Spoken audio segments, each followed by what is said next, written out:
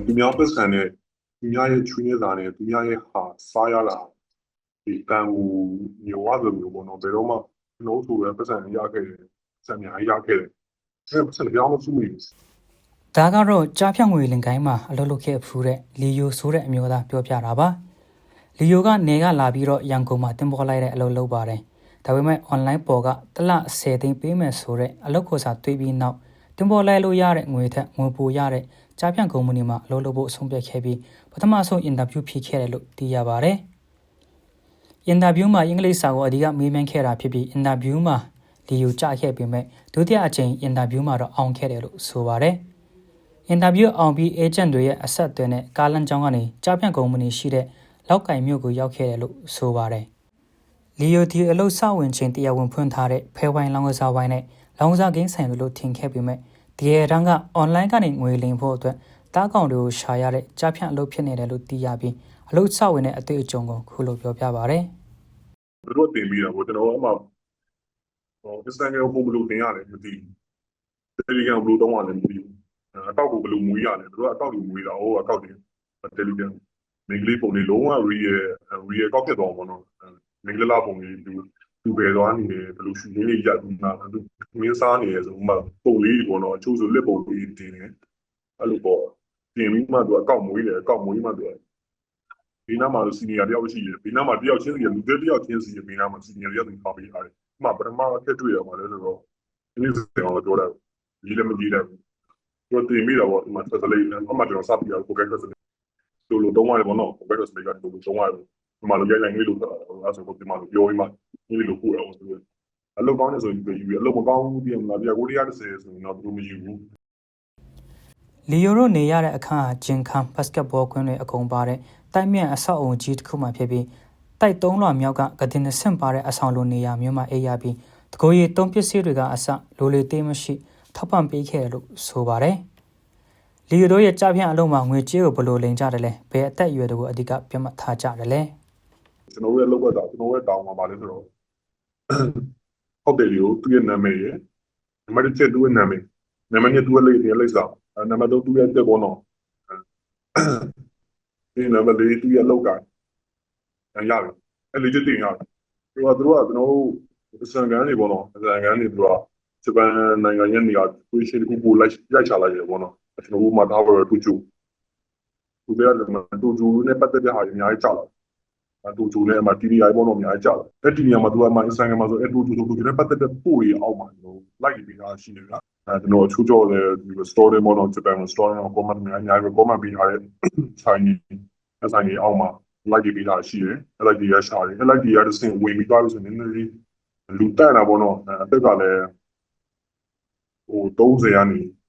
45ဝန်းကျင်ပေါ့နော်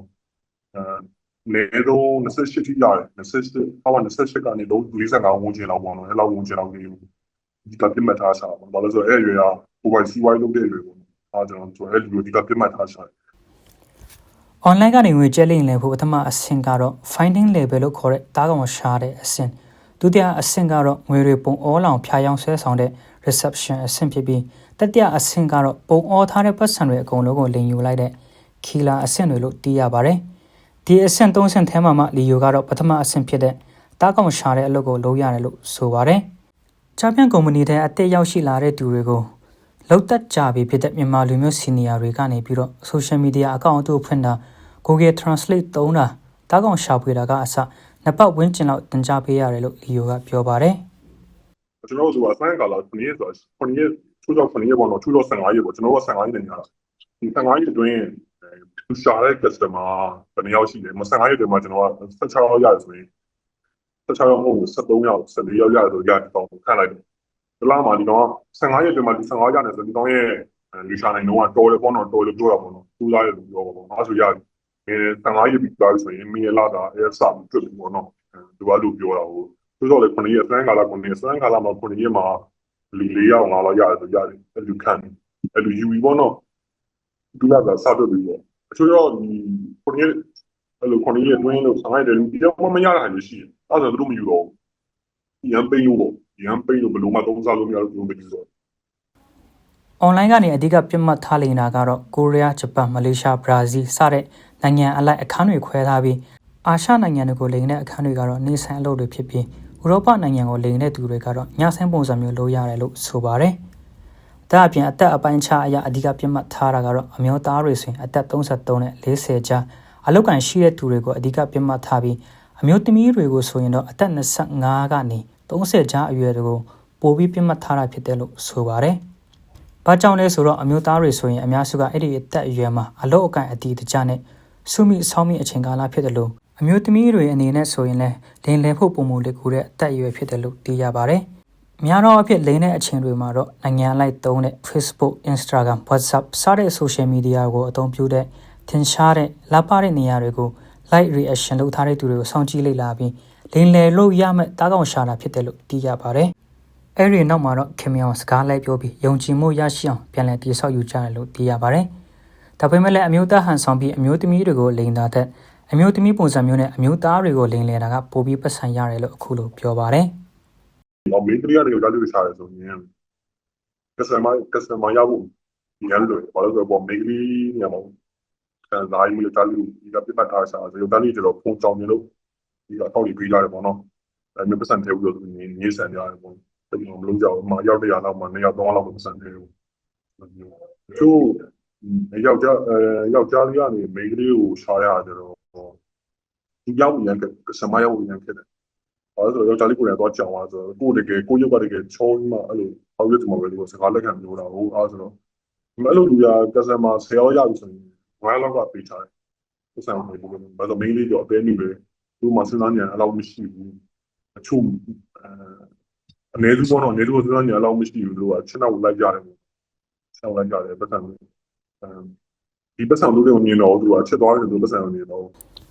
့ငွေလိမ်တဲ့အထက်မှာတော့ယင်းနှစ်အောင်လုပ်ယူပြီးယင်းနှစ်မြုံနှံခိုင်းတာတွေ slot game နဲ့ပုံစံတူ game တွေအပြင် Bitcoin Crypto လို့ခေါ်တဲ့အရာတွေရောင်းချပြီးလိမ်လည်တာမျိုးလည်းရှိတယ်လို့သိရပါတယ်။ Bitcoin Crypto ဝယ်မယ်ဆိုရင် account တစ်ခုဖွင့်ရပြီးအဲ့ဒီ account ကိုမိမိဘဏ် account နဲ့ပြန်ချိတ်ဆွဲရတယ်လို့သိရပြီးဈေးကျတဲ့အချိန်တွေမှာဝယ်ပြီးဈေးတက်တဲ့အချိန်မှာပြန်လည်ရောင်းချရင်းနဲ့အမြတ်တွေရတဲ့အရာမျိုးဖြစ်တယ်လို့သိရပါတယ်။ဒါပေမဲ့လည်း Bitcoin Crypto ဈေးအသက်ကြောင့်သူတို့ကြိုက်တယ်လို့ခြေလေလို့ရအောင်ပြုလုပ်ထားတာဖြစ်တဲ့အတွက်ပထမအချိန်အနည်းငယ်လောက်သာအမြတ်ရအောင်ရွေချက်ရှိနဲ့လုပ်ပေးထားတာဖြစ်ပါတယ်။အဲ့ဒီနောက်ပိုင်းမှာတော့အမြတ်ရရှိတဲ့သူတွေကနေပြီးတော့ယုံကြည်ပြီးတော့လောဖကြီးပြီး coin အများကြီးဝယ်ယူလိုက်မိတဲ့အခါလင်းလဲတဲ့သူတွေကနေပြီးတော့ဈေးပြန်ကစားပြီးလင်းလဲသွားကြတာဖြစ်တယ်လို့သိရပါတယ်။ဒီတော့လည်းမလုပ်ခဲ့ရဆိုပြ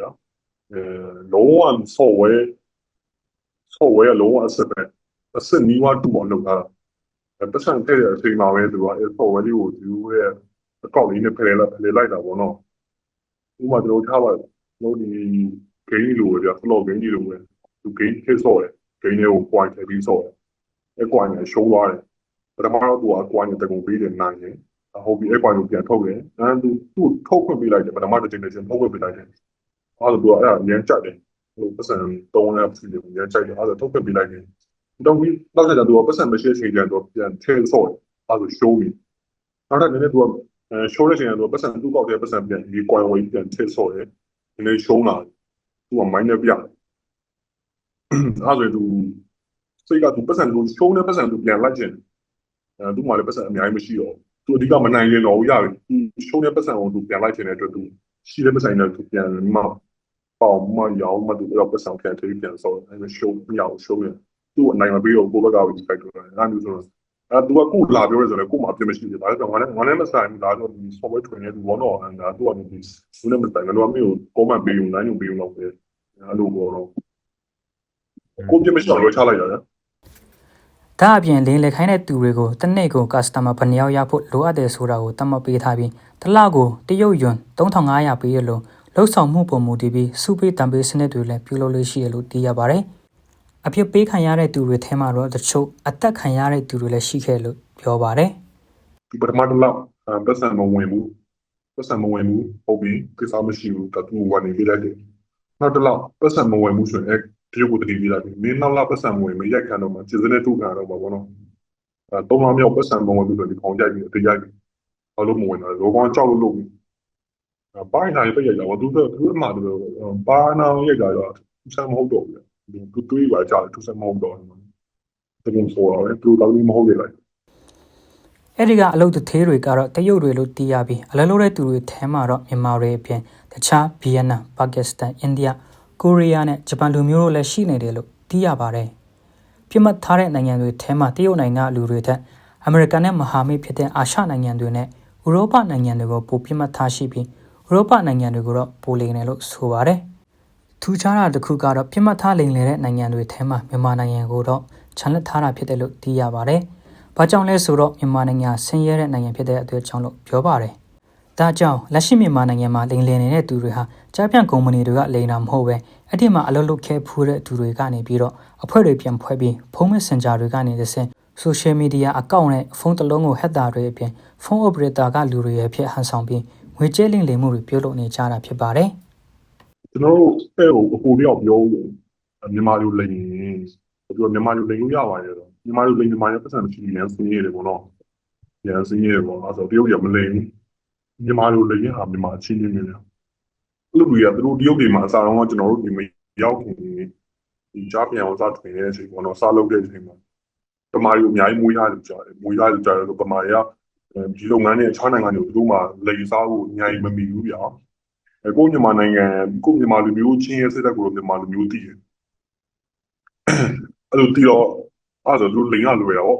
သူတို့ဘာဒီအဲ့တင်ငယ်ပညာရည်နဲ့ဒီမှာတို့ပြန်လုပ်စားတော့ပေါ့သူတို့မဟုတ်တော့တဲ့ idea မျိုးရှိတယ်ကျွန်တော် KB ဆိုတဲ့ KB စင်တာကိုခေါ်တာဘယ် KB စင်တာမှာလို့ခေါ်မှလို့ရှိရင်ပုံမတောင်း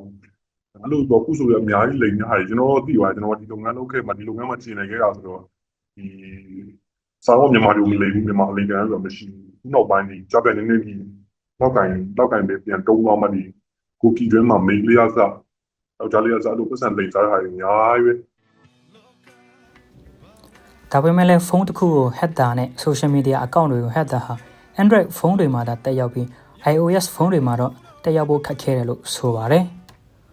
ကိုလီယိုဟာ2028လပိုင်းလောက်ကနေ2023ဆယ်လပိုင်းလောက်ထိလောက်ကင်ကကြားဖြန့်ကုမ္ပဏီမှာလုပ်ခဲ့တာဖြစ်ပြီး1.3နှစ်ခွန်စစ်ဆေးရင်ပြီးတဲ့နောက်ပိုင်းမှာတော့2024အစပိုင်းလောက်ကနေ2025ဖေဖော်ဝါရီလအဆုံးထိကမ္ဘောဒီးယားနယ်စပ်ကကြားဖြန့်ကုမ္ပဏီမှာလုပ်ခဲ့တာဖြစ်ပါတယ်။နောက်တော့ကိုလုပ်တဲ့အရာတွေကြောင့်ကိုတိုင်တာမကသူတစ်ပါးဒုက္ခရောက်မှာကိုမလိုလားတော့တဲ့အတွက်နောင်တရပြီးအဲ့ဒီအလုပ်ကိုဆွန့်ခွာသွားတာဖြစ်တယ်လို့ဆိုပါတယ်။အခုမြန်မာနိုင်ငံမှာမြန်မာလူမျိုးချင်းလိမ်နေတဲ့သူတွေလည်းပြောနေတယ်ဗျာ။ဒီလားဆိုတော့အရန်ခက်ခဲတယ်ဗျာ။ပတ်စံဒီလောက်ပတ်စံတောင်းဝင်တောင်းဝင်ရအောင်ဝင်ရန်ခက်ခဲနေချိန်တို့ကpolitics ဆက်ပြီးပတ်စံလိမ်သွားသူတွေကျွန်တော်ပြောချင်ပါတယ်အဲ့လိုမလုပ်ပါနဲ့မနော်ကိုချင်းစာမှာပေါ့နော်ဒီပတ်စံကိုအတွက်လည်းတဘောလုံးချမ်းသာသွားလည်းမဟုတ်ဘူးဗျာဒီနားရေတို့ပြီးတွေ့ပဲစင်ပြီးတော့ဥစ္စာကိုကိုချင်းစာပါပေါ့နော်နိုင်ငံကြီးသားသိတဲ့မွေးပါပေါ့